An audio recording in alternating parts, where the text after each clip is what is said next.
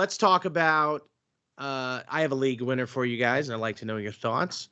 All right. So, right now there is a guy. People tend to stay away from timeshares, but I feel like at the running backs position specifically, as Melvin Gordon said, it's the hardest position in the NFL to get paid because it's the hardest position to be a guy that takes all the carries. It's turning more and more into a split.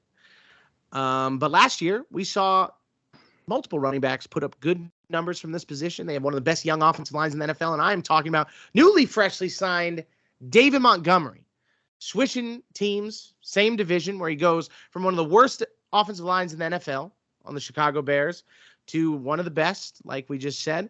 And last year we saw Jamal Williams with DeAndre Swift in and out of the lineup with injuries, and then in the doghouse a little bit. Jamal Williams just ate up those goal line touchdowns. And earlier this year, Aiden Hutchinson got interviewed at the beginning of the offseason, and they asked him, who's the hardest person to tackle that you played against? Aiden Hutchinson went on record and said David Montgomery. And next thing you know, Jamal Williams is on his way to New Orleans, and David Montgomery just signed a 3-year deal with the Detroit Lions.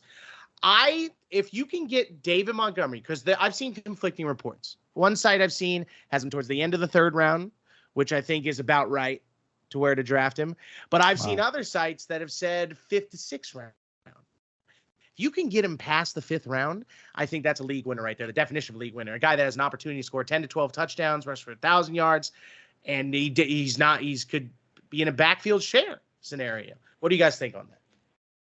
If you can stack him with another running back early. So like if you know that if you feel confident that you're going to get a guy like Montgomery in round 4 or 5 or even round 6, if you're stacking him with, say, an Austin Eckler, Derrick Henry, CMC, if you're lucky enough to be in that range, or even a Nick Chubb, in that, if you have that as your like staple running back, and then you attach a David Montgomery later where you can build your receiver depth in between. If you're able to attach a running back who has that kind of potential, Montgomery's probably not going to hit 300 fantasy points, but if you're getting 200, 220 out of him, and you've got a 300-point running back attached to him as well, that's how you can win a league. Between St. Brown, Jameson Williams, and then the 2 running backs, Montgomery and Gibbs, you got to figure out. So someone's going to be an odd man out at some point, right? Whether that's usage, whether that's injury, which also results in less usage. But I don't think all of those guys, they're all supreme talents. I don't think all of them will be able to carry a big number, right? Unless the Lions are the 2000 Rams, you know what I'm saying? I mean, it's possible, but you just want to, I would say at the beginning of the season, just look at usage. Make sure you're reading, you're looking at who's getting the ball.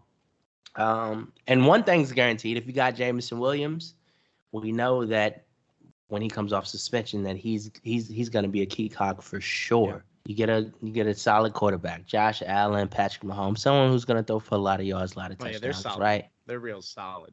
You stack at wide receiver. Throw all your picks at receiver. Throw all of them at receiver. Hope you get a guy like David Montgomery-ish in there who has some upside. But you know what? You know who gets hurt all the time? Running backs. You know who is less likely to get hurt? Receivers. Do you know whose volume and output almost damn near matches running back or surpasses running back now? Receivers, because it's such a passing league. So look, if you go draft heavy at wide receiver, if you got a late 1st round pick, draft Travis Kelce, okay? After you wide draft receiver Travis Kelce, go ahead, get your Patrick Mahomes, your Josh Allen, whatever, and then receiver. Then go get your running backs. Fill it in. I think your strategy is pretty sound there, actually, yeah, CJ, and that goes against the grain of what I've traditionally believed. Brandon, here's how Brandon drafts in a big league buy-in: running back, tight end. Damn, they got the scouting report on you, bro. I watched him draft, and I texted him. I texted him because I was like, hey, are you just using this league as like a free roll, or like what's going on, bro? He's like, no, I got it. And he said, no, I've got a strategy. And like towards the end of the year, it worked out really well because no one had any running backs. Because weird, they got hurt. And Brandon's like, I'll trade you this guy for this guy. And he's like, they're like, you almost made the playoffs. And look, it was a it was a stretch of. It's called almost. Justin Fields in the 9th round.